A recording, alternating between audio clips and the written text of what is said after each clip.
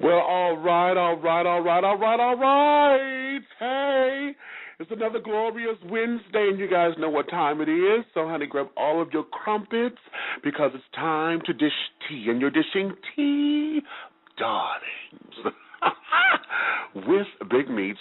Hey, tea sippers. What's going on, babies? What is going on? What's going on? What is going on?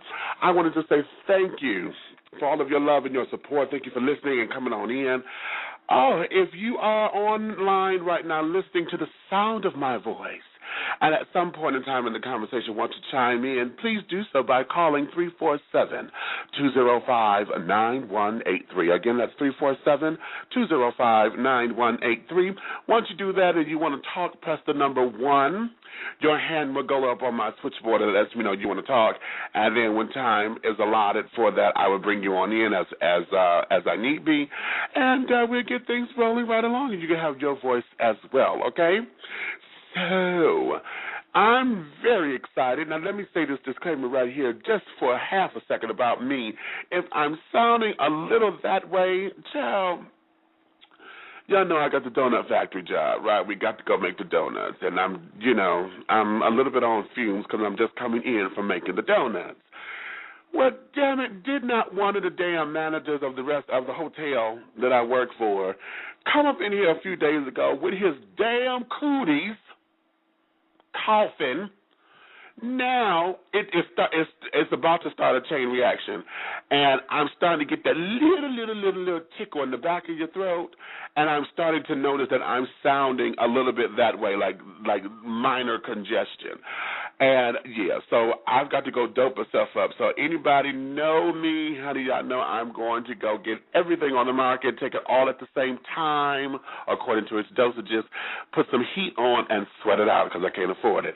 So therefore, if it sounds like I'm a little congested, that's why. Cooties. Ugh. Anywho, we're going to keep things moving along. I'm very excited about today's show, honey. I've titled today's show, dear, this is The Life Atlanta Style. Now, just to give you a little update or a little synopsis of what we're going to get into with this particular episode, if you guys have not already heard, there has been talk and more talk and everything about a new reality television series that's supposed to be coming on, and it became an internet sensation off of a 5-minute piece of footage. And what has happened, it has been so-called deemed the gay version of the Housewives of Atlanta and this, that, and the third. Well, darling, today we're going to get all off into that. We're going to explore. We're going to break it down. We're going to talk turkey, and we're going to really, really, really understand this particular genre of reality TV from our perspective, being LGBT centered, okay? But before I get into all of that, let me take this time to say, if you have any questions, comments, or concerns, show ideas, dear Meats letters. We had a few of those last week if you're listening. Please take this time, send all of that over to me. You can either email me at bigmeach@dishingtea.com. That's bigmeach, BIGMEACH, @dishingtea.com, or you can go to the fabulous website. Go to www.dishingtea.com. Yes, finally, honey, the .com is up and running. So you can go there, check it out, everything that you need to know about Dishing Tea, how to link over to the Facebook pages, how to get your copy of my new book, Awakenings, Epiphanies Along a Spiritual Journey. You can find out all of that information right there at the website at www.dishingtea.com. That's too cute.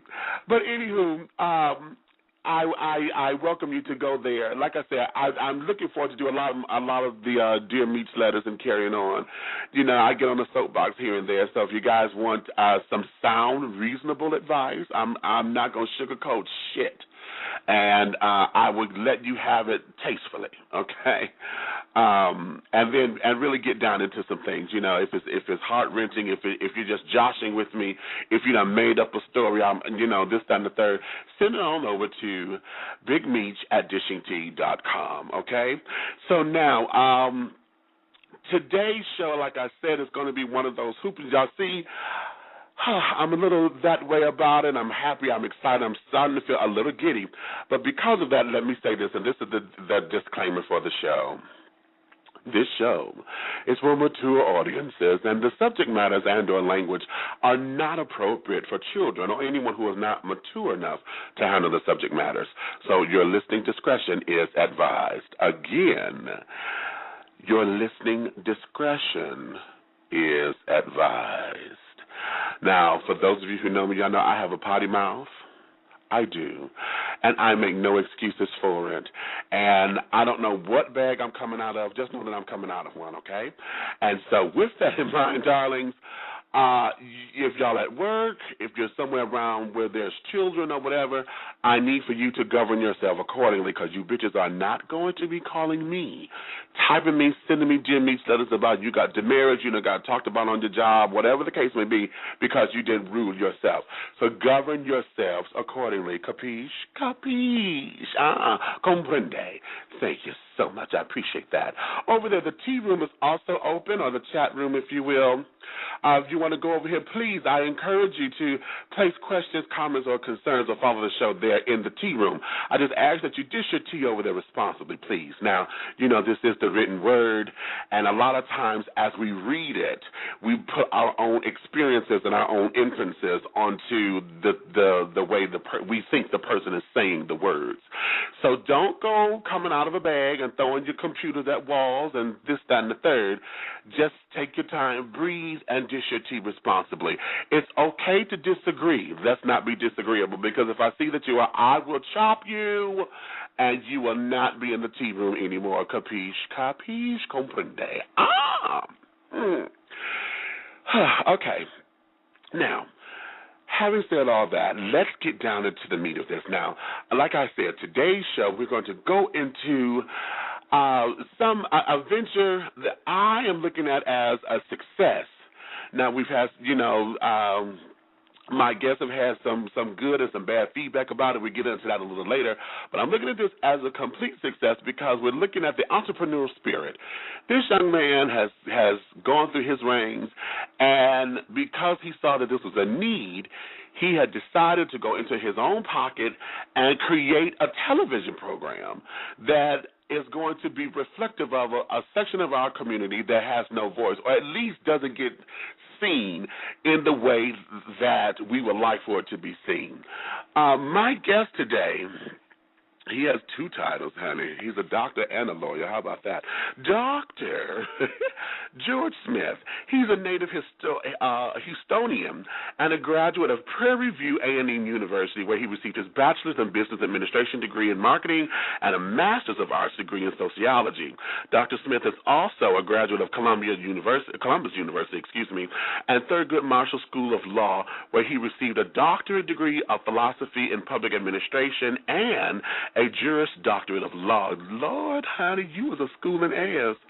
Dr. Smith has a passion for fashion, the arts, music, and the entertainment, and has worked in the entertainment industry for over the past 20 years in some shape, form, or fashion. His range of experience includes owning his own record label and publishing company, doing contract work for the Black Expo USA, Mercury Records, Ichiban Records, the Disney Company's World Africa Network Entertainment, Black Heritage Television, and producing various entertainment events over the last 20 years. Dr. George Smith is proud to introduce a new concept that will ultimately become the next movement in reality TV offerings. The Life Atlanta, a step forward in reality TV. Atlanta has vastly become a recognizable market in the entertainment industry, but what is not known nationally is that Atlanta is also the mecca of African-American gay men. This is evident in Atlanta's African American gay population, which is ever growing daily. The Life Atlanta is a reality-based show that follows the lives of African American gay men who live interesting lives. These guys live in the challenges of being professional black men who are openly gay. They represent the challenges of everyday struggles of relationships, striving for economic gain, fatherhood, scandal, and self-fulfillment. So, without any further ado, I want you to welcome, this is the one and only, this is Dr. George H. Smith. Dr. Smith, darling, hello, baby. What's going on, guy? Honey, everything is going in the right direction. I am beautifully blessed and deliciously divine, and so are you. You know, I just love you to death. Oh, well, that's healthy. Okay, now resurrect me and bring me back to life, too, sugar, because I can love you to the next life. You know what? I'll bring you back, and I'm giving you 5 times what you have in the former life. Oh, now see there. Go ahead on, baby. I love you for that. Oh, you know, this here, just a little background for the children, honey. We met face-to-face at Terrence Dean's book signing here in Atlanta a few weeks ago. Well, now it's been about a month or so ago. And it was at that moment where, after hearing you for the first time, and after going to YouTube and watching the clip, I became very intrigued, and I wanted to go further into this particular medium because I wanted to make sure that you had a voice. The panel discussion that we had there at the book signing was a cute panel, but I think because of time, we wasn't able to explore like we needed to explore. So I wanted to give you the opportunity to not necessarily give a sales pitch, but we're going to take this reality show that you've created, and we're going to break it on down and find out why it's necessary. So that's my first question to you. Why did you feel that creating this was a necessary step in the evolution of reality television? Well, I guess the first way to answer that, I thought it was just necessary for me to tell my own story.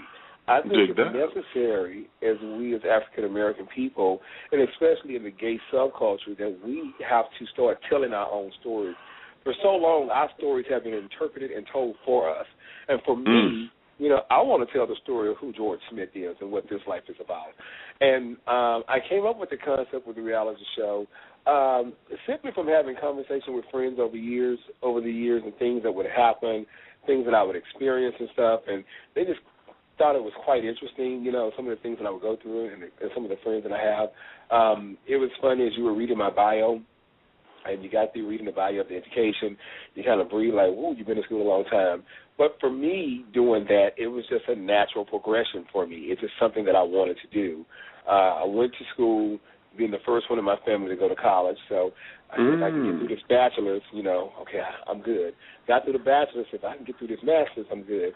And then I wanted a PhD. I got halfway through the PhD, and then I wanted a law degree, so I said, I'm going to finish the PhD, and then I'm going to law school. So for me, that was my journey. Why some people looked at it like, why, how can you? It was just something that I put my mind to, and I did it. And people always looked at me and said, you know, it's something about that guy. What people have to understand in my story, what I do for me, and I do for the future of my son. And so while if it's interesting, great, but it's definitely genuine. What you see is what you get with me. All right, now say that. Okay, what you see is what you get, honey. All right. Okay, so now you developed this concept, okay?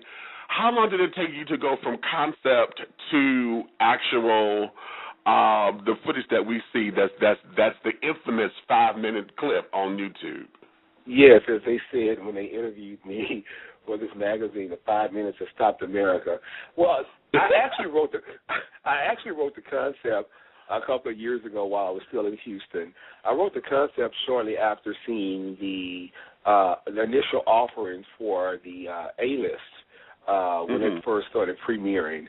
And I had watched a particular show called Model City, which I have a good friend on. His name is Zarek, and Zarek had come out as a black gay figure. And then, of course, the Housewives of Atlanta was on, and Atlanta was hot, and then, Sex and the City being my favorite show.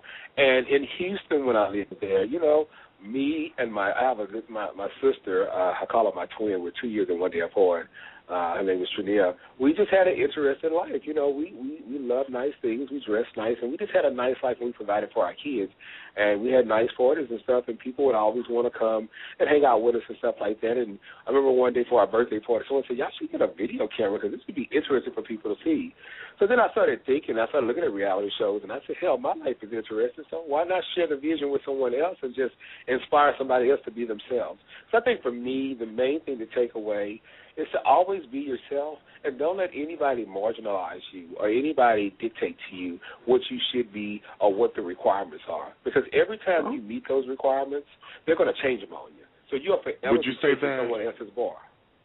Would you say that every time you meet those sets of requirements, the bar raises, and so you end up living life for somebody else and never yourself? Say that. And you're never happy. And for me, I learned a long time ago to do what I was going to do, but do it and live my life the way I wanted to and by my rules. So I was always one, you know, with the degrees. I have the earrings. I dress, you know. I can be very conservative sometimes. I can be very wild sometimes. You know, if you see me in person, you know I'm tatted up. But at the end of the day, don't judge me by what you see. Judge me by what you hear and what I do. Because I've set my own bar. I'm a very well-educated, successful black man, but I live life on my terms. And to me, that's what the show is all about, is living life on your terms of who you are. I'm a black gay professional man who happens to be a father, which is the most respect and responsibility that I feel I have in my life is to my son. So the show is a reflection of I just wanted to share my story with people who are interested, and maybe there's some other guys like me that are out there and dealing with the same issue. Because I don't use the word struggling, because I think struggling is a defeated word, just dealing. Because we deal with life. You start struggling with life, you're already saying you're losing. I deal with life. And sometimes life gets me a little by the neck sometimes, but then I trip it and I put it back down in its place, and then I walk in victory. Okay, did you put it back down in its place, darling? You know, sometimes I love that. Well, you know what? Sometimes. One of my spiritual mentors,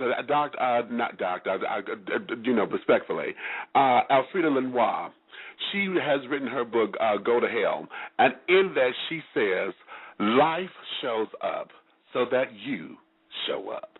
Because you're going to, just like you said, you're going to have to deal with it one way or the other. So life is going to show up, and it will show up so that you can show up.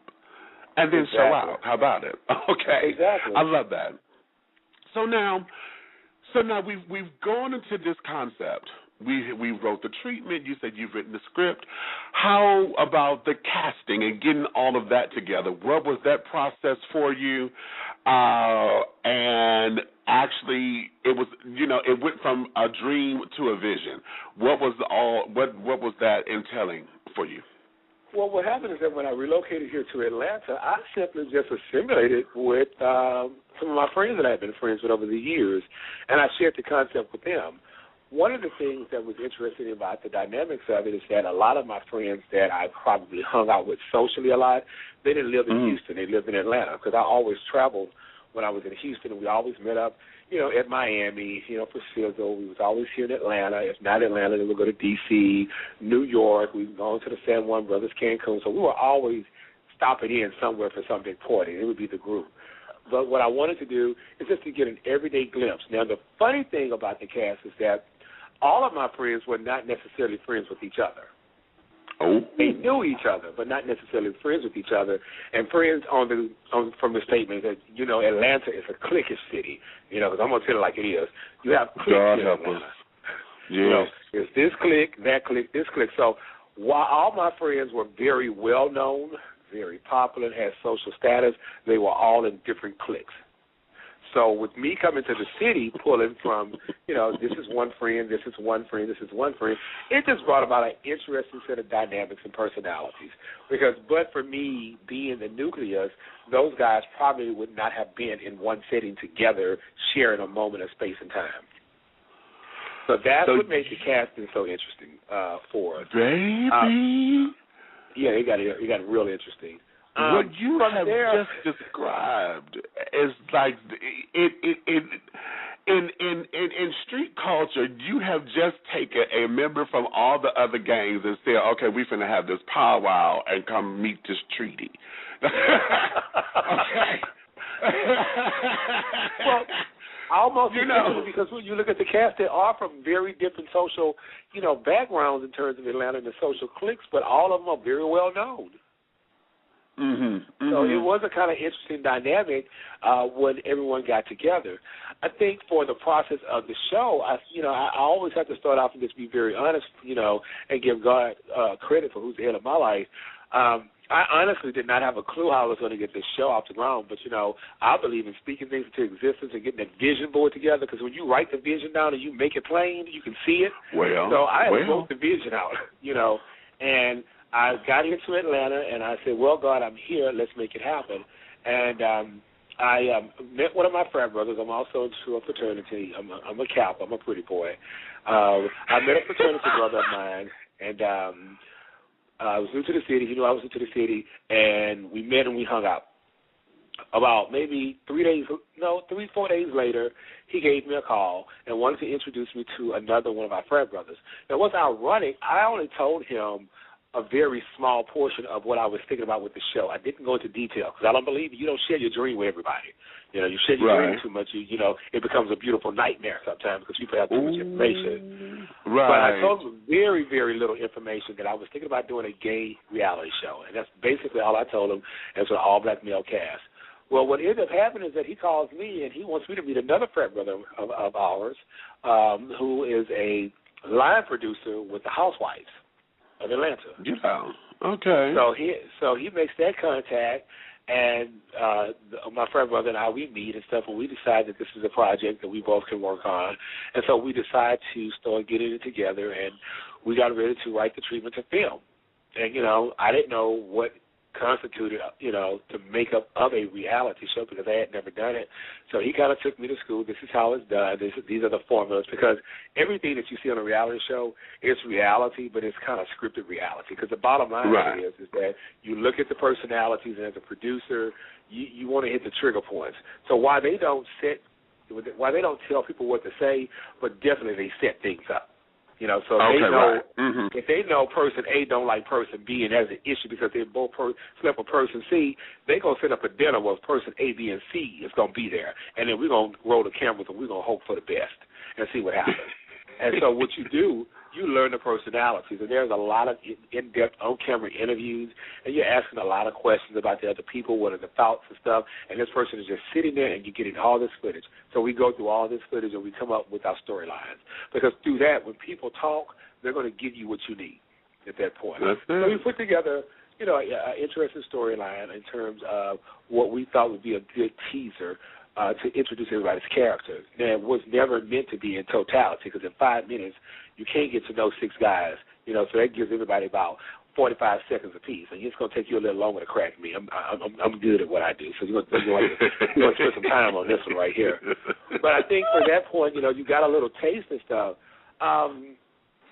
The next step was we put it out there, and what no one knows is that there were a lot of things going on behind the tables where I was initially, from the start, I was talking to a network.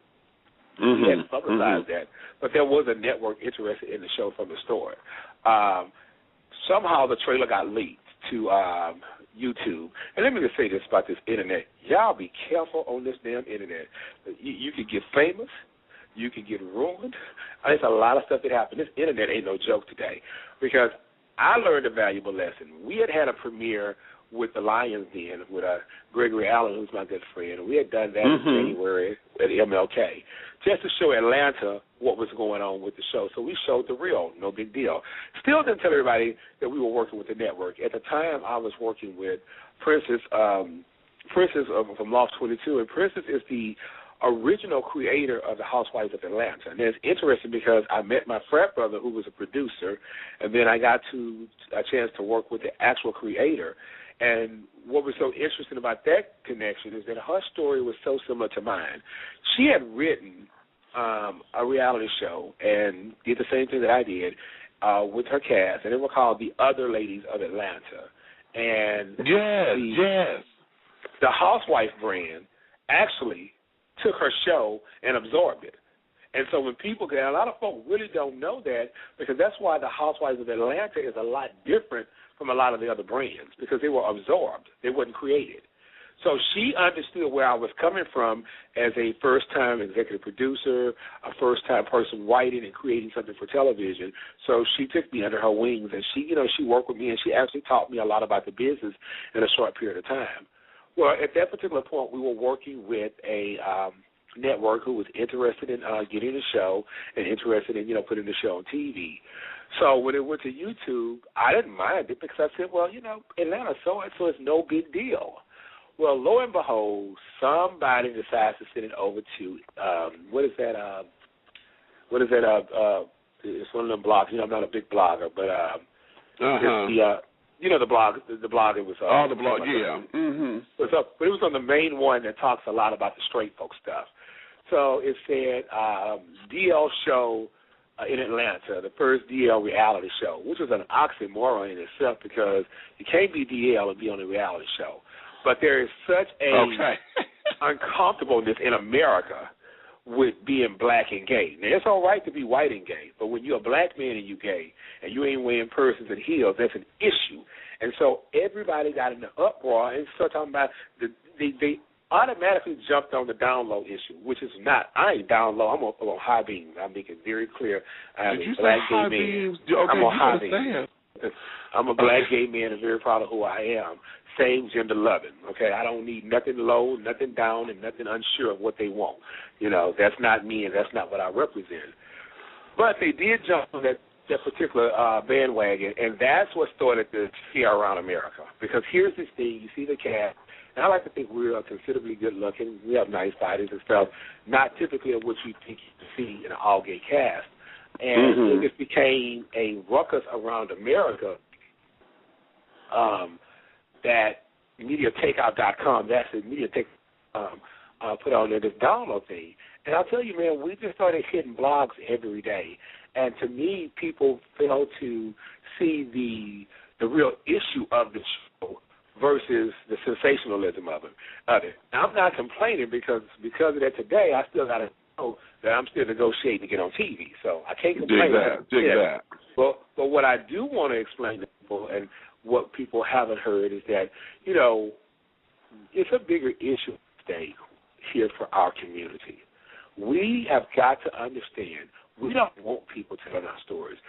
I'm telling my story. My story is not indicative, and it doesn't represent every black gay man. I've never made the disclaimer. I'm not going to ever make a disclaimer. It represents me. So for me to tell my story, I put my checkbook behind my mouth. I didn't go knocking on somebody's door. And so for those of you who have followed the show, they know that I've changed production companies. I've walked away from the table, from a deal and everything, because I own this outright. And because I own it, I get a chance to say what it does and what it doesn't do. Now, when you go ask somebody to produce a show for you, you don't own it. Right. Exactly. You have to do what they tell you to do. Now, the second thing that I need to say, and you just listen to T, everybody all of a sudden want to go, I got a reality show around Atlanta. Every time I look up, somebody got a damn camera, which I'm happy that you're taking ownership and you want to tell your story, but now you want to sensationalize it becoming a joke at this particular point because everybody got a show. Okay. Where I am right now, because I've learned the business, and I can just tell you when I entered into this was a project, and then it's become an assignment because now the responsibility of if this is the first show that goes to TV, it's going to set the tone for everything else. And what people have to realize in our community, whether they agree with the show or not, which I don't have those arguments because it's all about our freedom of speech and expression. But whether they agree with the show or not, what they have to understand, because this show, I'm not the first show and not the first concept. Mine just broke through because all of the controversy. But there are a lot of pilots that you can find that will predate my pilot. But for some odd reason, God chose mine to kind of break through. And I've always said, if I'm like John, if I had to go before Jesus to make the way, then that's my lot and that's what I'll accept. I'm not sure. We'll have to see because the ink ain't on the contract yet. But right, what we have to realize with this is that this is a possibility for us to tell our stories. And if we don't tell our stories, if this doesn't make it, this could set us back if it's not done right. Because if we don't support ourselves, who's going to support us?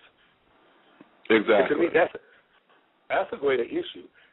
We've gotten a lot of, a backlash for some people in the gay community saying, well, that's not representative of us. I never said that. I said, this is my story. And because I wanted to tell my story, I wrote my check. Now, in saying that, everybody else is coming up with these cameras and stuff and talking about they got a show. The way the business works is that when you have a bona fide show, normally you won't be out here telling everybody you got a show. That's the first thing that the networks told me when I sat on the table. When I tell you they checked my code and got me together, when they said, okay, you got here, but you're at the table now, so we're going to tell you what we expect from you at the table. Now, in a regular situation, when you got a real show and a real concept that you're doing, what you're going to do, you're not going to put all this information out there. What you're going to do, you're going to shoot a pilot, and you're going to get you some people who can get to some people. Because first of all, you cannot walk up into a network and sell a show off the street. Let me just say that again. You can't walk up and sell a show to a network off the street. So all these folk walking around here talking about you got a show, you got a deal, lies. Let me tell you what you got. You got a concept for a show, and you may or may not have a production company that thinks it can sell the show.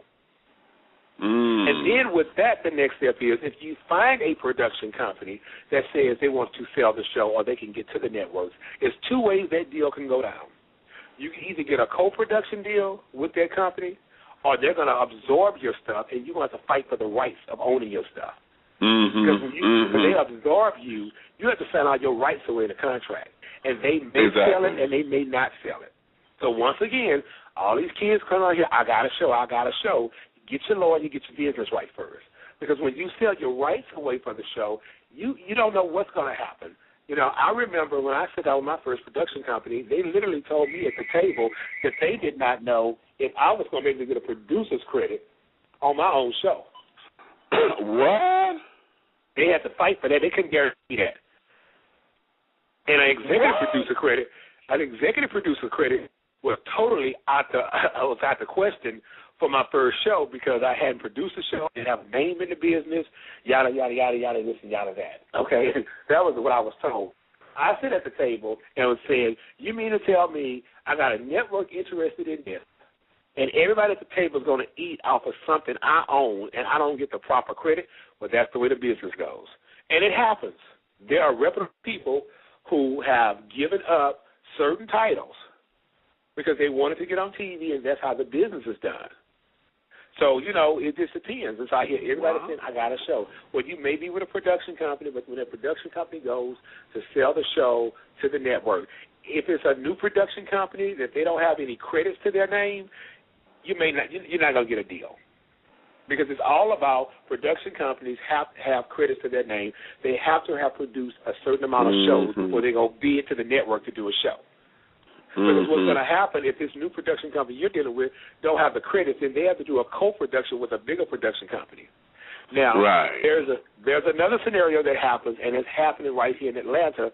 I won't call anybody's name, but there's a show that's coming out of Atlanta that's a gay show, and the networks wanted them directly. So what the network is going to do is to sign them and assign them to a production company. Okay. You don't. Networks do not shoot shows. Production company does. So I'm trying to, I'm trying to educate these kids. This JD this morning. Okay. Because everybody running around, they got a show. I'm gonna educate them today. So the network is going to sign you. They will sign you, but they're going to assign you next to a production company. And with that production company, they'll shoot the show, manage the budget and stuff, and go from there. I just keep hearing all this stuff every day. So-and-so got a show, so-and-so got a show. Let me tell you something. You ain't got a show unless you're on TV, unless you got a check. You got a concept. Okay? So that's why I tell people all the time, I got a concept because I ain't got the check yet. And until they sign the check, I got a concept that's on the way to being a show, because in this business, you will have shot and produced the show, and guess what? Something can happen before it gets on TV, and it still doesn't go on TV. Then the good part about that, the person in my shoes, we still get paid. Once we start shooting, I get paid. That's just the bottom line. Right. Exactly. So, I just had to get that disclaimer out there because I want people to understand, because in as much as I want us to be empowered, and I want us to tell our own stories, I don't want us looking stupid out here running around talking about we got show and shooting over here and shooting over there, because if you really got a show and you really got somebody behind you, they're going to tell you to sit your behind down. But the more information you put in the media, the quicker somebody else comes steal that idea. and get it to TV. Exactly. Exactly. That's the first thing they told me when I sat down at the table. And then too, also the quality of the project, because now this I make this comment at the book signing because I take offense. Let me just put it out there. I get offended quickly when I see folks take my craft I'm an actor and I'm in this entertainment industry, and I see all for the sake of saying they have product, you have half-ass quality. You know, you don't know what the hell you're doing. You don't have the right people on the project. Everybody coming in wanting to be a chief and nobody wanting to be the damn Indians and carrying on. And then you get half-ass shit.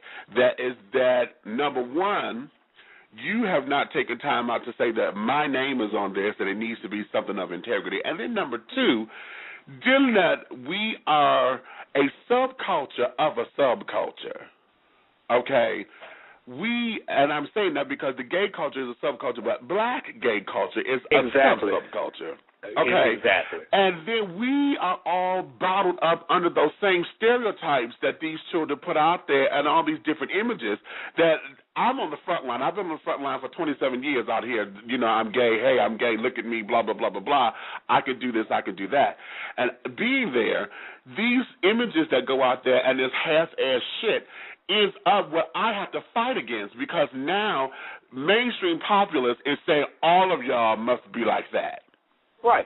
But here's the deal, though. There's two things that you said that's very important. Because today I want to educate. That's why I'm here today. I want to educate. Because I want to see more stories. I want to see more producers. I want to see more shows, but I want it done right. First point you brought up was quality. I have to give credit to the guy I was working with at the time by the name of Corey Miller. Through his relationships, we were able to pull cameramen who actually were shooting for reality shows that was on TV. We pulled them on their off days. We pulled editors. So when you see that reel, that is a quality reel, one of the most quality reels you're going to see, because that reel looks like it's already on TV. But we had people who were doing TV and editing for TV and shooting for TV at the time. So we didn't go get somebody. I mean, this is no disdain to the people who are coming up. But I realized I needed to make a statement. And I need to make a bold statement with that thing. So I had to make sure when you looked at it, it looked like it was already on TV. So that costs more money, and that costs for you to go get people who knew what they were doing and who were already doing it for TV. The second thing is understanding that what we represent.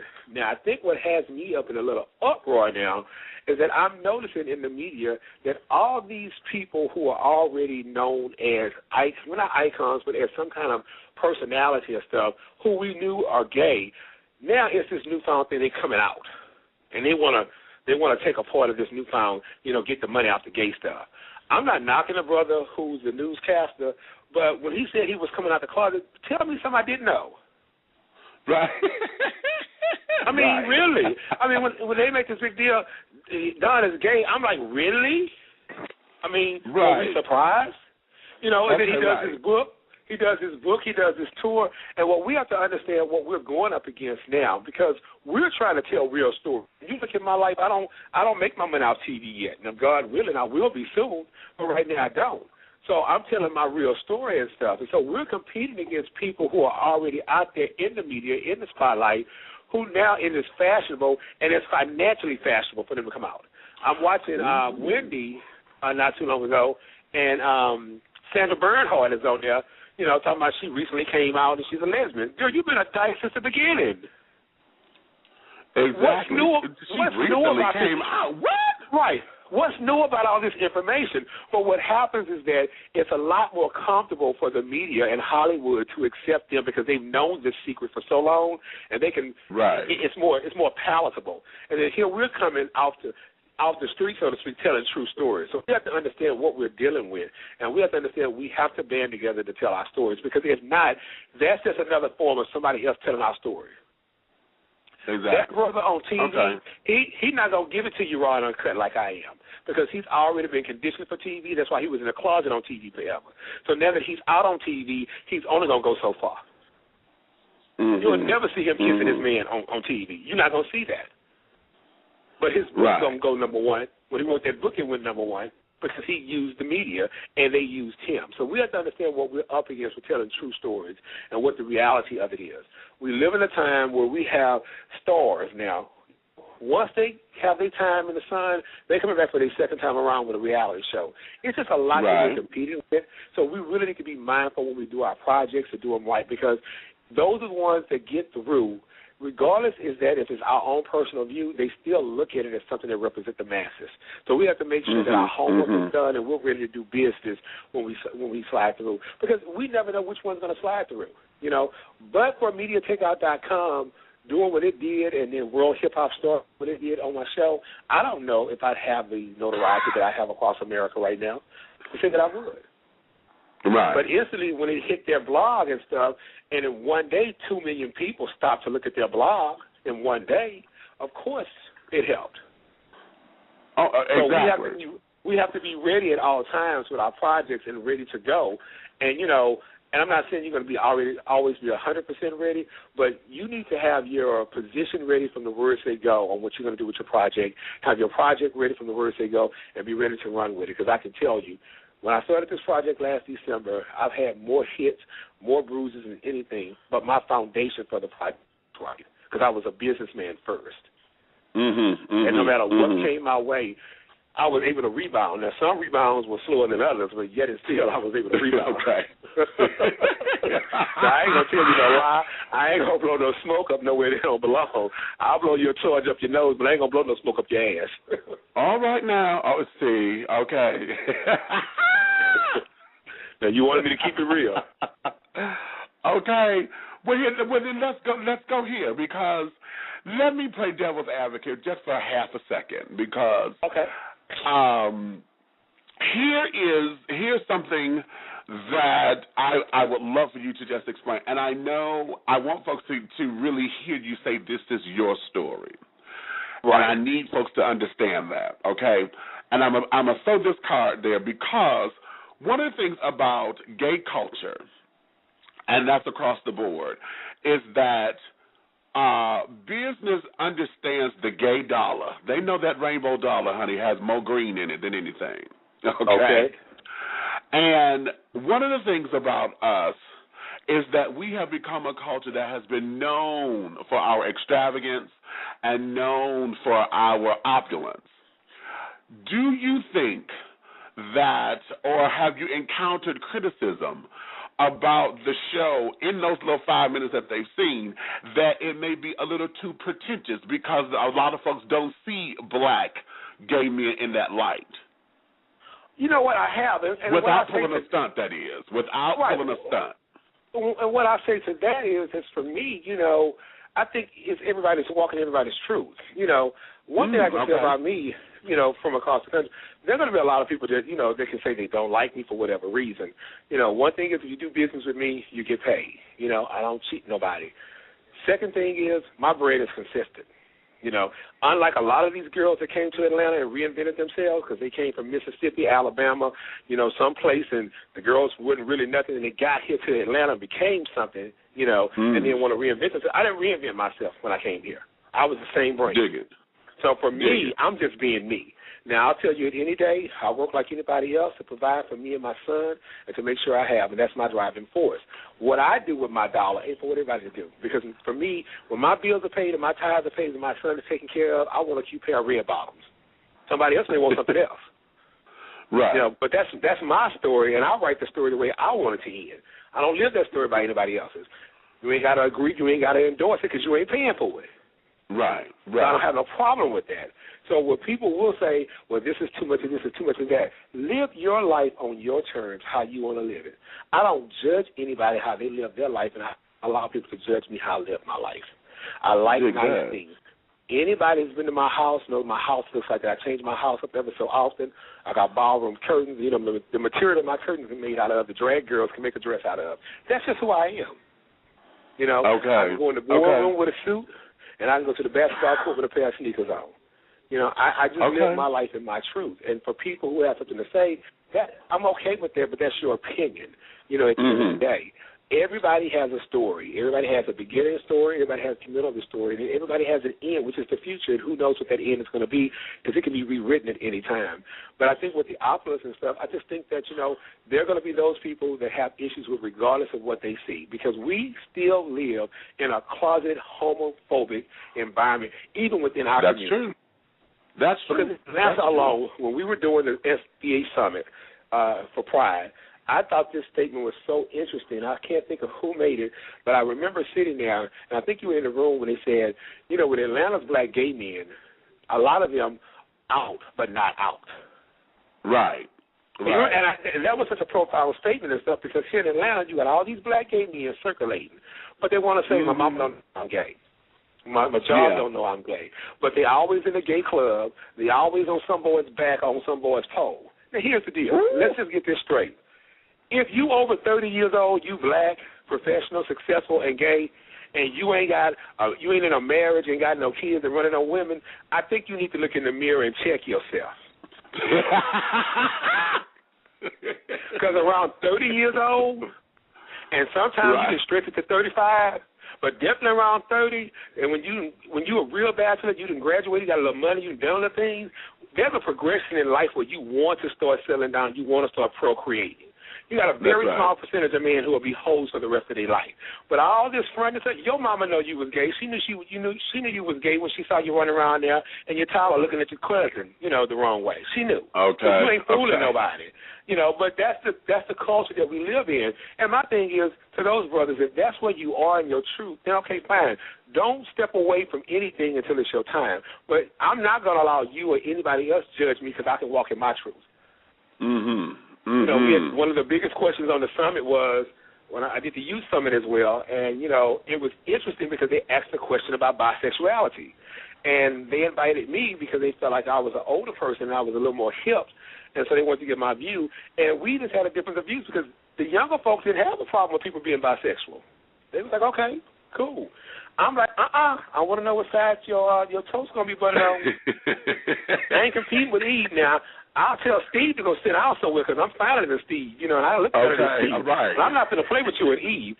And it was such a conversational piece because of the difference in the generations, And so I said to them, there's not a right or wrong answer. What there is an answer that fits you and your truth. And I keep going back to that word, what is your truth? Where I'm in my life and what I possess and what I portray is my truth. And it's just that. Okay. Some people will like it and some people will don't, but so goes life. We all have to understand we may not have to like everybody's truth, but we definitely have to accept everybody's truth because we're all of who we are and we're going to be what we're supposed to be in our due time, period. Exactly. All right, now let me I'm going to go a step further. Because one of the things that we know about reality shows, and let me see this, 989, I see your hand up, baby. I'm going to come to you in just a few moments. The way that reality shows have been set up, and, there is the resident bitch on the program. There has got to be the resident bitch, the one who is just the messy one, or the one everybody gravitates to that one because, I just love it because they keep it real. They, they don't take no mess and blah, blah, blah. But one of the things about gay culture is that there is the norm for us according to societal definitions because we've all been very catty. We quick, with the quips and the one-liners and the finger snaps and the this and the third. What will In the Life do to either fortify that belief system or to destroy it? Well, these are my plans for the life, where I am in my current situation. I still retain creative rights on the show with the production company that I'm with. So I still have approval rights, which is really unusual for my situation in the first time out. I actually have what is called a co-production, which is what I was told I could never have from the first company that I worked with. But when I walked away from the table and was ready to sit down and say, God, this ain't for me, I'm okay. I'm with a wonderful company now that has shows on TV, and they gave me a co-production deal. So I'm still at the table of being in charge of my project along with them. It is my hope for the life. And what you guys see in the 5-minute reel, a lot is going to be different when you see it. in its next form of fashion, because we've learned a lot, and a lot has transpired, and we are changing a lot. But my hope for the life is, when you guys see it, that it would be a show that follows the lives of African-American men who are gay, who have interesting lives. And those interesting lives include a variety of issues, whether it's relationships, whether it's being a father, whether it's having the struggles of, combating against your past, trying to get to a better future. But it would be real-life situations that you face and that you'll be able to identify with. And some of those real-life situations are going to be very squeaky clean, and some of them are not going to be very squeaky clean. But it'll be something that any and everybody can identify with, and that is the goal for the Life Atlanta and for the brand itself. Okay, dig that. Now here's no. I'm going to hold this. So let me take a commercial break. When I come back after this little commercial break, I'm coming to you, 989, for your question, because I want to hear you before I go here, because I got this next question, baby, is going to be the $65,000 one for all the cash and the prizes. So let me take this short little break, and I'll be right back. All right, baby. Hey. Are you looking for that special place to take someone for a good down-home Southern meal and some live entertainment? Well, have I got the place for you. Right here in the underground Atlanta, we have the Georgia Peach Restaurant and Lounge. Enjoy Southern hospitality and Southern fusion cuisine. This is the perfect place to dine and mingle while experiencing a home-like atmosphere.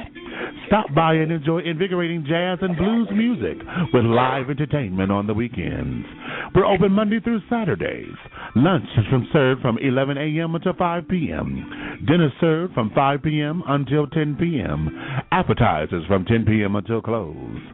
Sunday brunch, 11 a.m. until 5 p.m. If you are a government employee, military personnel, or an airline employee, you will enjoy a 10% discount on all of your dine-in food. Located in the underground Atlanta, right there at Kenny's Alley in the heart of Atlanta, you have the Georgia Peach Restaurant and Lounge. For more information, contact them at 404-348-4300. That's 404-348-4300. Or go online and look them up at www.dinegapeach.com. That's www.dinegapeach.com. The Georgia Peach Restaurant and Lounge. Southern hospitality and Southern fusion cuisine.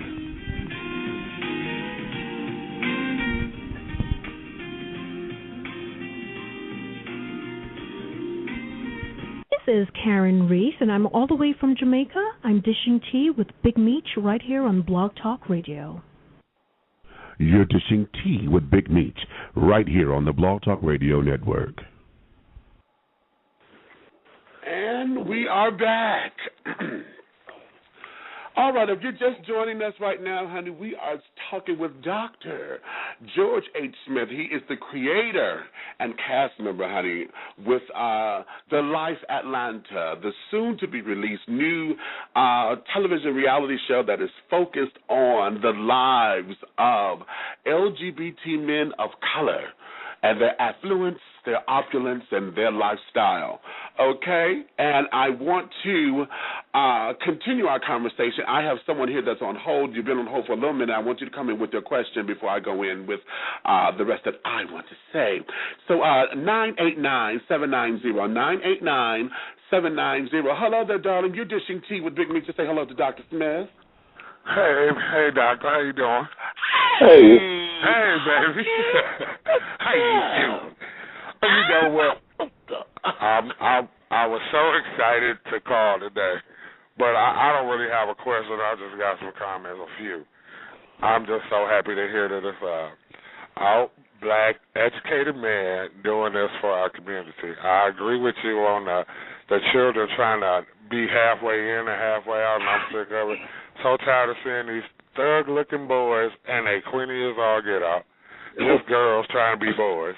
They ain't fooling nobody. Okay. It's just a mess, and it's just good to see somebody out here trying to live in their truth. Well, before it even came out that you was a Christian man, I already knew it, because people don't understand what living in truth is. Being truly in spirit and in truth is being who you are all the time. Okay, I'm a nurse, and I'm out at work. I'm out with my family, and I'm married to my partner. So I'm just really excited that this is going to happen. I've been waiting for something like this for a while, so thank you. Thank you for your support, and just thank you for being one of those people living in your truth. That's so important, because when people see that, they have to understand, how can we expect people to accept us when we still have this veil of shame? And when we have this veil of shame, they feel like this is something that's not merited, and they're going to always treat us in this backwater, backroom situation with our lifestyle. And my thing is, you're not my God to judge me. God knew who I was when He formed me in my mother's womb, and yet let me live. There were a million sperms that could have ignited that egg, but I was the one who made it because I was supposed to be here. And in being here, I got a purpose. But what many of them don't realize is when you're in the closet, it's a lot harder. When you truly living in your truth and you express that everywhere you go, people respect you for who you are. And the judgments go away. But I understand. Let me tell you this.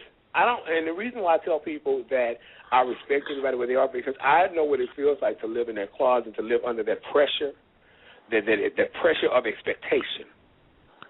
Of what everybody expects of you. And that's pressure because I lived it. One of the things I used to get really upset with, just to give you a quick story, I've been in 4 major relationships.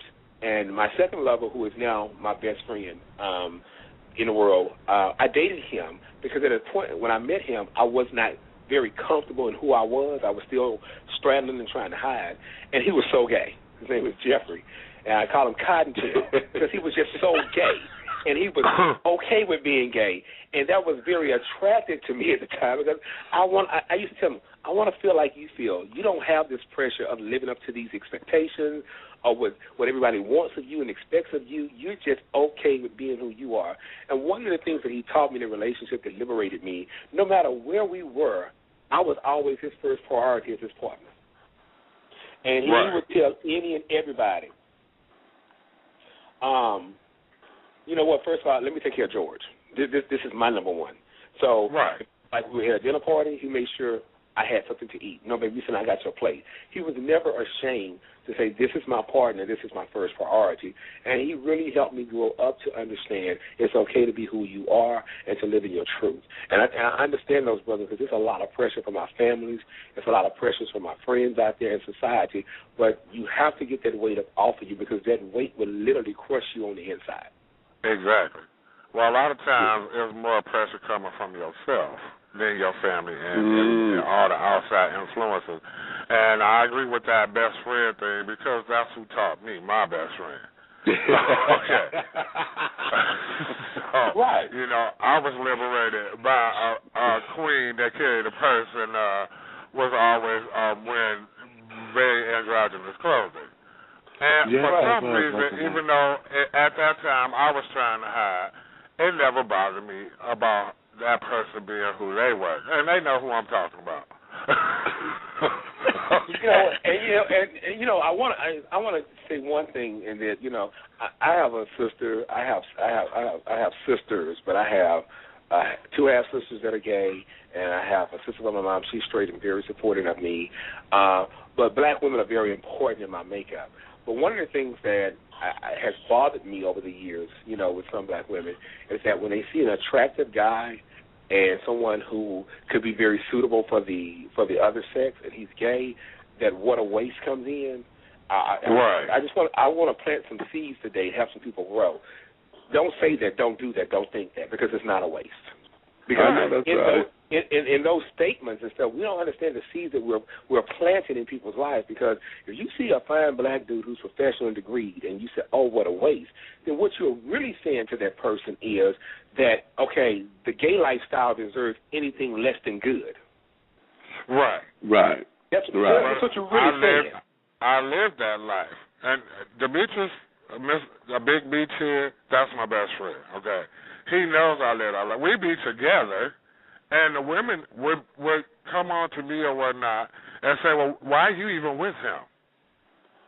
Because that's right. my friend. You know understand what I'm saying? Yeah, and black women have to stand up and to understand and rise to their point. To this day, my ex-wife, my son's mother, and I are the best of friends. She is one of the most important women in my life. I don't make a decision without calling my ex-wife, period. She is actually the lawyer, the attorney for the project. Wow. Well, how about that?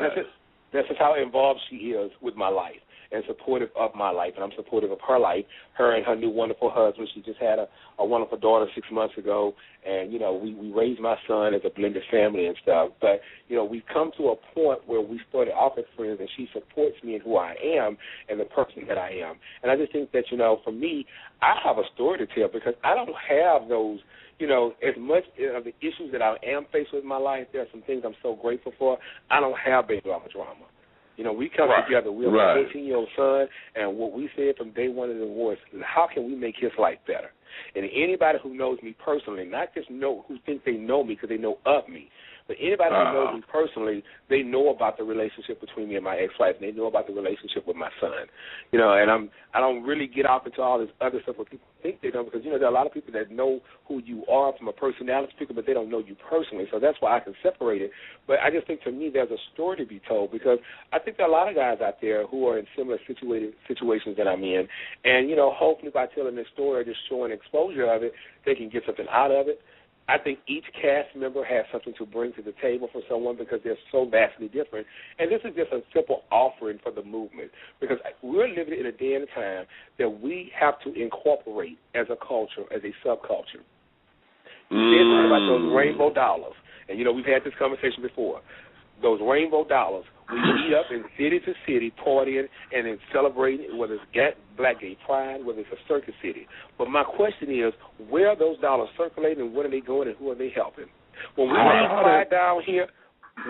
Pride down here, have we sent some child to school and gave them a scholarship? Okay, see, don't you stop. Now, everybody that made, I'm going to talk about it now. Everybody that made their money.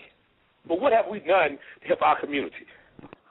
Right. Okay, now. The money is circulating, and we spend money. We have got to incorporate. This show is not about me because, like I tell people all the time, regardless of this show making it to TV or not, I'm on your talk show. I've been on several talk shows and several magazines about a 5-minute reel that stopped America. Don't you think by now I can go get a job somewhere working in TV? If I can do this in 5 minutes, 5 minutes on my small budget, what you think I can do with their money? Right, exactly. I'll say that. Okay. So, it ain't about me. And then besides that, I got credentials to go behind my name, too. Right. So, compared with that, they know I can produce something. You know what I'm saying? They know I can produce something. Okay. This is not about me. And I think people fail to realize that this is bigger than me, and that's what I realized when I got involved in it. Because I'm going to be very honest with you. There are some days I wanted to walk away from this project because it was too much. It required too much of me, and I was praying at God, why? This is just too much. I'm trying to do something that's good for our community, and I'm getting beat up by the same community I'm trying to help. See there. I do have one question right quick. Is your ex-wife and your son going to be a part of the project?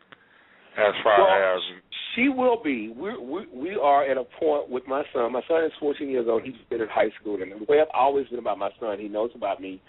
He's been knowing about me for about 5 years now.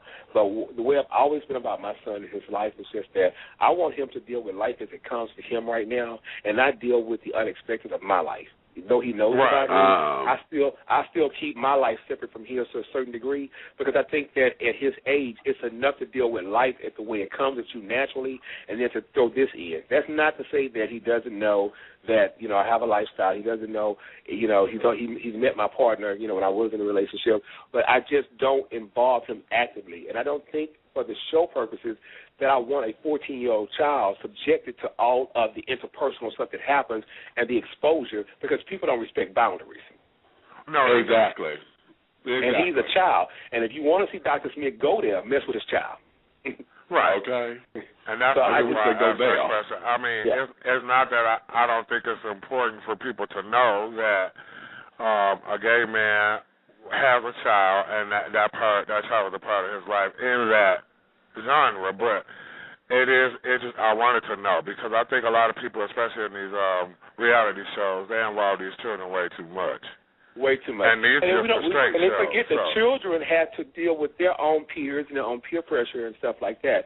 So I do know for a fact that, my ex-wife, she will be visual on the show, as well as my one sister who is gay. My straight sister will be visible because these are the essential people in my life and stuff like that. So that's going to be very interesting because we all just have a very close-knit relationship.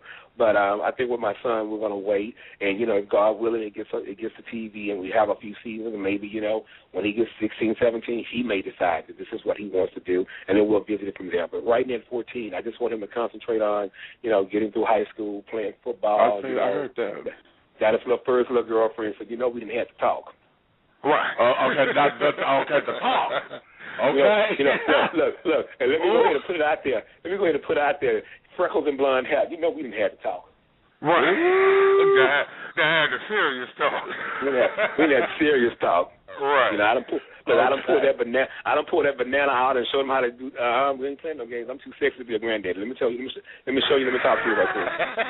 Okay. I'm too sexy to be a granddaddy. I'm not ready for that right now. Fabulous Facebook quote. That's a T-shirt. I'm too sexy to be a granddaddy. Come on. Anywho. But those are the kind of things, from my perspective and from my story angle, that you will see.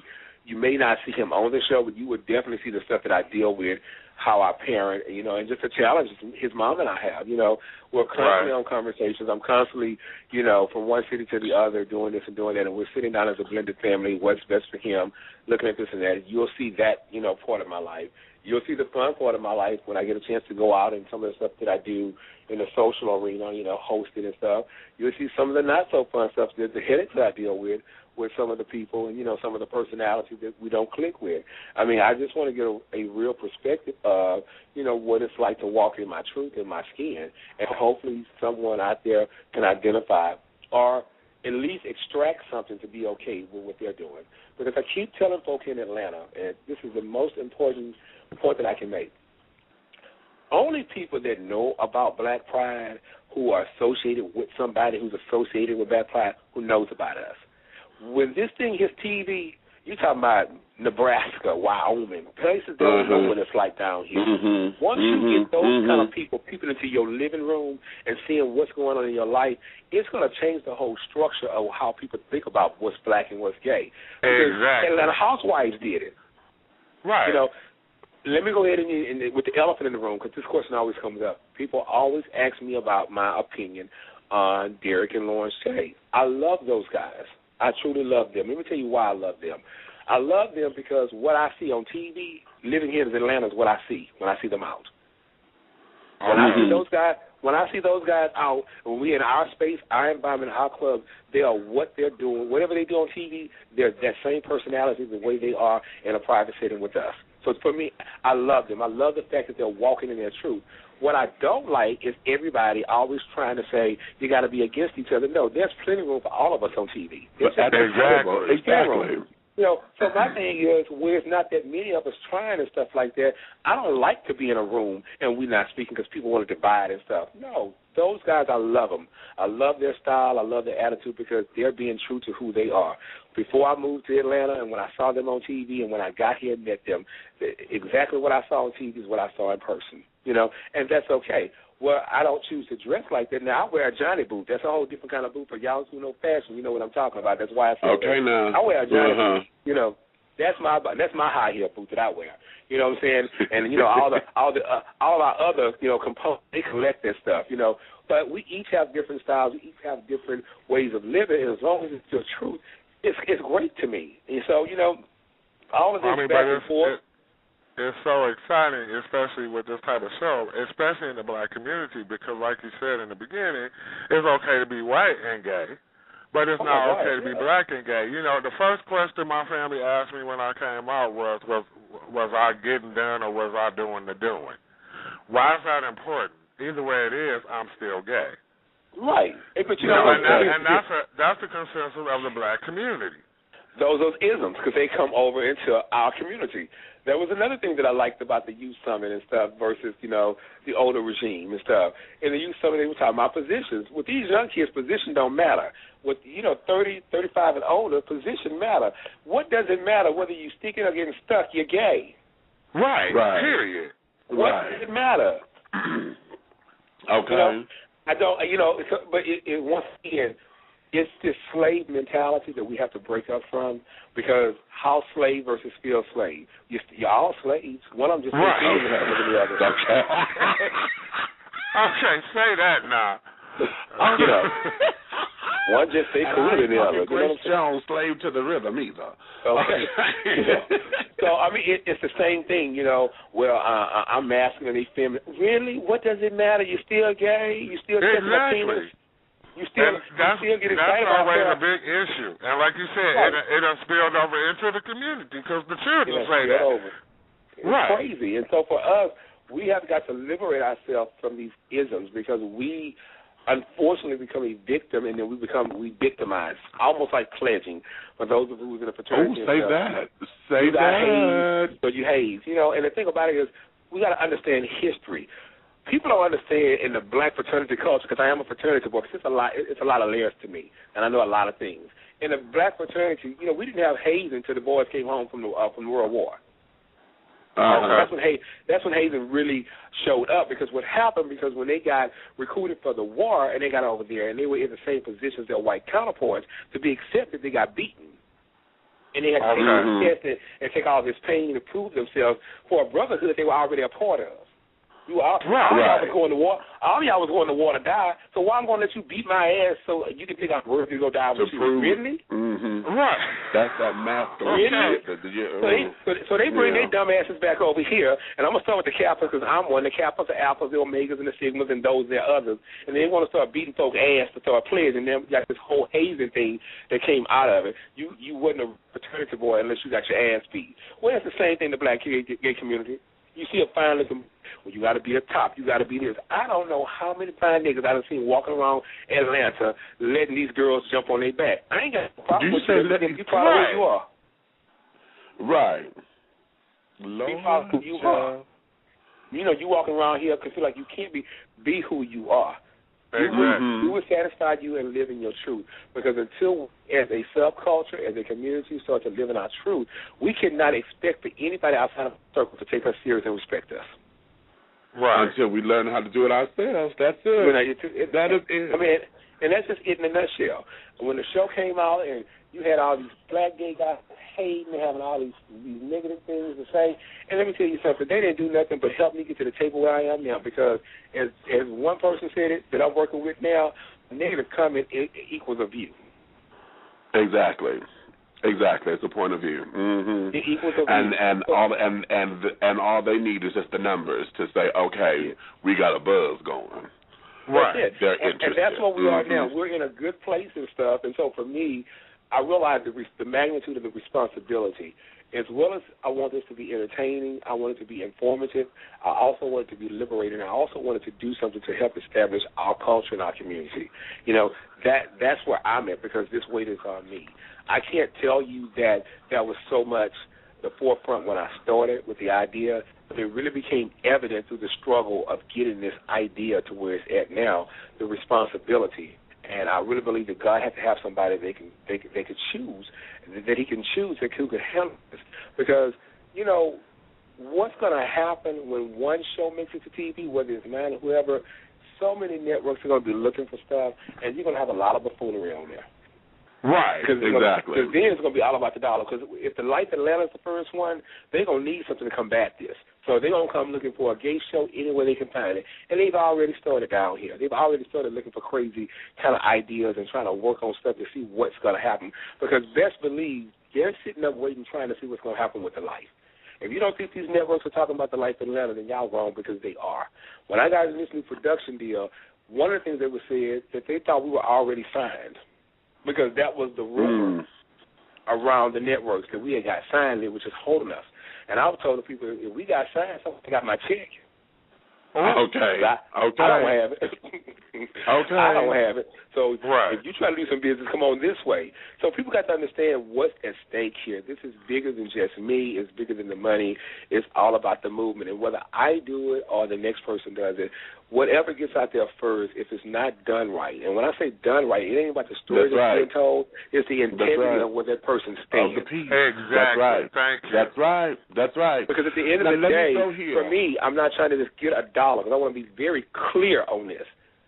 I don't need to make money like anybody else to take care of my child. But that JD, that PhD, that BBA, that MA allows me to do a lot of things where I ain't going to go hungry. So I ain't got to sell myself out. Because at the end of the day, I have a child, and what is put on print is there for life. And what I want in my lifetime for whatever I do, that he can sit there and say when he sees it, oh, that's just my daddy. Because I'm not doing nothing he's seen me do. And that's where I want to end that at. Now, anything else I want to talk about, I'm good. But I want to make sure to get that point out where I stand at. Because when he sees that show, I want him to be able to say, oh, that's just my dad. Oh, yeah, he crazy. He will go off like that. Right. Now, here we go. Here is, and see, and Becca, you see that you became a co-host now, right? Okay, that's all right. That's fine. But here is the $55,000 question for all the cash and the prizes, because our culture, and particularly African American, LGBTQII, and whatever other letters come after that. You mentioned about the Black Prides, about the sizzle and this, that, and the other, and being a part of their festivities and going there. And those particular events, anytime we announce that we are proud about something or it's supposed to be a celebration of pride, those particular celebrations become synonymous with lasciviousness, sex parties, and all kinds of wildness.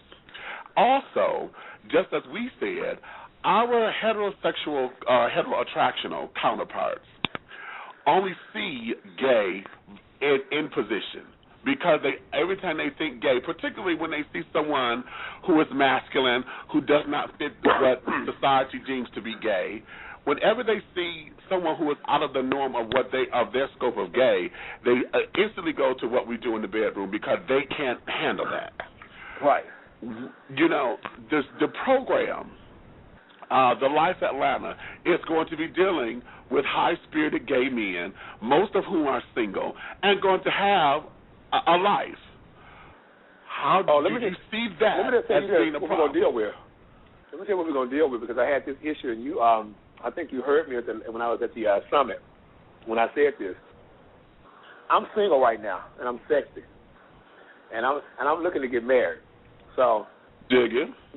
Yes, I'll be on certain chat lines. That's what we all do in Atlanta.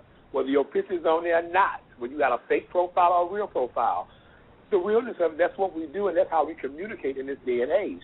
Well, I ain't happy about how we socialize as gay people these days, because back in the day when I came out, you used to be able to go to a club, and that's where you met somebody at a social gathering, and you can look at his socks, you can look at his shoes, and see how the brother took care of himself. You can see if them heels was won over. Because, if them heels won over, he didn't take care of his shoes, he damn sure wasn't going to take care of you. But now we got to deal with the Internet. That's how we do. So someone made the comment about me being on one of the chat lines on the Internet. You're damn right, I'm on the chat line. This is how we meet. I'm single. I ain't going to sit up and talk about myself for the rest of my life. You're going to see the realness of what it's like. You're going to see the realness of what it's like to date in Atlanta. Every week we got a new bus on the boys coming in. That's why people can't settle down, because they think something on the next bus coming in. Okay. Well, that's a problem with the gay community too, though. Right? And you're gonna see all of that. A lot of people say they want to be serious and they looking for something long term, but really they not, because the conversation always go to the sexual aspect of things right away. We're gonna deal with all that, if you're looking for something long term, then why is the first thing we're talking about is sex? While I'm single, we have some cast members who are in relationships. And, we're going to show the ups and the downs of being in a, relationship, a long-term relationship. The point of it is to show the realness of it. Now, the only thing that I probably will have issues with is graphicness, because I don't think that we should have to go there to get a point across. Because sometimes, that's what they expect. And to me, I'm intelligent enough. I can paint a story for you, and I can paint an erotic story well enough for you with the words I choose, because I'm intelligent. It's still going to get you to the same place if I use 4-letter words. So for me, the graphicness may not be the route that I take with a lot of it on the show, because I think that's what's expected. They want to see a show so they can see us grinding up on each other and kissing up on each other and stuff. Not to say that doesn't happen, but guess what? You're not going to put me in a box. Right. I'm not going to let them do that, because that's what's expected of us immediately. And I think that there's more intelligence in us where we can tell our stories and tell our stories in a way that you can understand it without all of that. Because at the end of the day, I definitely want this to be a piece that people can use, because we have kids out there that need to see some positive images, who know they're gay at 7 years old. I can't imagine some people at the age that they come out, like some of these kids in Atlanta, 18 years old, 17 years old, 16 years old, catch a bus down here, and they're dealing with being gay and all the things of life. That wasn't my story for me. And so for me, I definitely want this to be a tool for them to see that I can be gay, I can be a professional, I can go finish my degree. Because a lot of kids, when they start going to that transformation, they're in college, and they feel like they're isolated alone, and they don't even finish school. There's just so many things that this show can deal with, and I just want to make sure this show helps more than it entertains or hurts. Okay. Dig that. Well, darling, I think you just summed that up very cutely with that. Now, here, tell everybody where they can go. If you're in the tea room or whatever, I put the YouTube link there in the tea room. It is on YouTube.com. Look up The Life Atlanta. That's THALIFE Atlanta. It may come up The Life Atlanta reality show. It'll come up The Life Atlanta independently. But there you could go and find the clip. So do you have any other information, any other websites, emails, or whatever? I'm going to do some exclusive tea with you. Oh, well, dig that. So because I told you I was going to do your show, and when I did it, I was going to bring some stuff. Because, I haven't done, you're like the first show that I've done, because, I never speak. But I love you, and I've got a chance to know you and see you and know you for your integrity.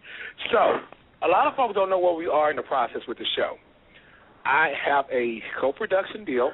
Are you guys familiar? Have you guys been watching TV One and been watching Takara's new show? Yes. Okay, The Ultimate Merger. Have you guys seen Love and Hip Hop on VH1? Yes. Okay. Well, the production company who produces those shows and co-produces Takara's shows is out of New York by a lady by the name of Mona Young, Mona Me Entertainment. Y'all may know Mona if y'all seen Missy Ellis behind the music here lately, because she's Missy's manager. Yeah, and a force to be reckoned with in hip-hop. She is hip-hop royalty at its best. Anybody in hip-hop knows her from her management company. And now she's moved into TV, and those are her two shows that she has on TV currently. She has some other shows in the process, and now we are co-producers and bringing the life to TV. All right. Well, all righty then for Miss Mona Me Productions. Yes. So that's do you have a starting date for the show yet? Well, what we are right now, and this is what I was going back to, educating the kids on when you have a show. See, I don't pitch my show anymore. I have an agent. Okay. So I tell the kids, they want to know, I got a show. I want to know who your agent is, because mine is sitting in New York. So my agent is talking to various networks, and it's all about the numbers, and it's all about what network is going to be bold enough to say, we can put a show like this on our network and our lineup. People know the show is going to be good, but what we have to understand something, when this show hits, it's the first of its kind.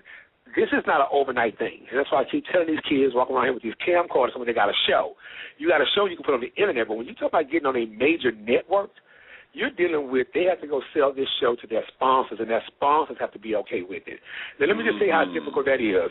If we ain't getting no sponsorship for our prides and for the things we do that's not on TV, how hard is it going to get sponsorship for the things that's going to be on TV? Right. Exactly. Now, the A-list ain't got no problem getting people to buy their advertising, because they ain't got no problem with their people doing their sponsoring their prides. See, this when it comes down to business and the rubber meets the road with our community.